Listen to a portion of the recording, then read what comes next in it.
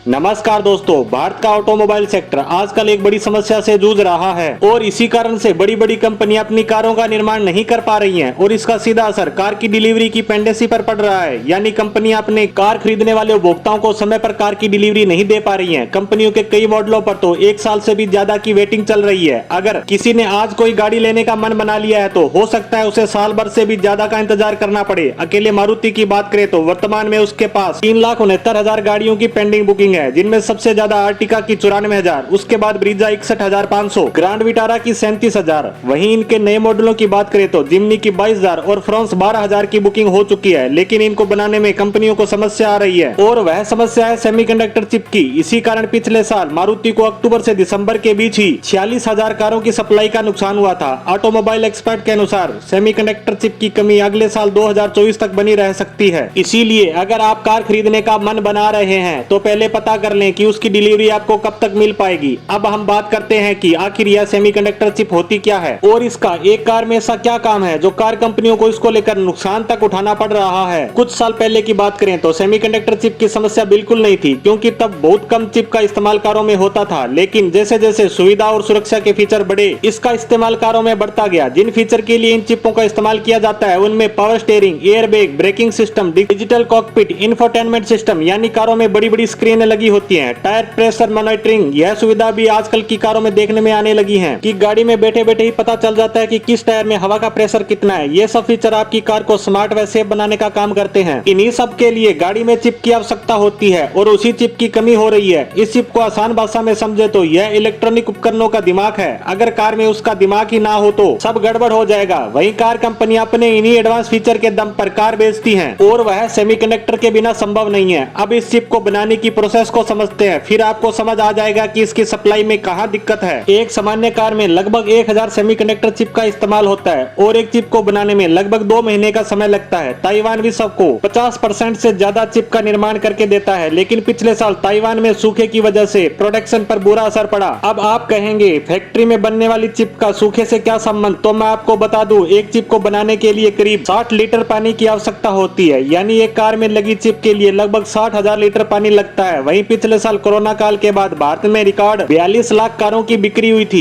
इस मामले में हमने जापान को भी पीछे छोड़ दिया है और इस साल भी यही हाल है। कारों की भारी डिमांड लगातार बनी हुई है और चिप की सप्लाई उसके मुकाबले काफी कम है। आप ही विचार कीजिए, ताइवान में सूखे की वजह से ये हाल है। अगर चीन और ताइवान के बीच चल रहा विवाद बढ़ जाता है तो सोचे क्या हाल होगा। पूरे विश्व का इलेक्ट्रॉनिक मार्केट तबाह हो जाएगा, क्योंकि हर छोटे से छोटे इलेक्ट्रॉनिक प्रोडक्ट में चिप लगी होती है। वैसे भारत ने भी अपने यहाँ सेमीकंडक्टर चिप बनाने की तैयारियां शुरू कर दी हैं। कुछ कंपनियों ने इसमें रुचि भी दिखाई है, जिनमें प्रमुख है टाटा। इसके साथ ही कुछ विदेशी कंपनियां भी भारत में अपने प्लांट लगाने की तैयारी कर रही हैं, पर अभी इनमें काफी वक्त लग जाएगा। परंतु आपको यह तो समझ आ गया होगा कि इलेक्ट्रॉनिक उपकरणों में दिखने वाली यह छोटी सी चिप कितने काम की होती है और इसकी कमी के कारण बड़ी बड़ी कार कंपनियां नुकसान झेल रही हैं। वहीं आपके द्वारा खरीदी गई कार की डिलीवरी में भी समय लग रहा है। सेमीकंडक्टर चिप को लेकर हमारी आज की पोस्ट को यहीं समाप्त करते हैं। धन्यवाद।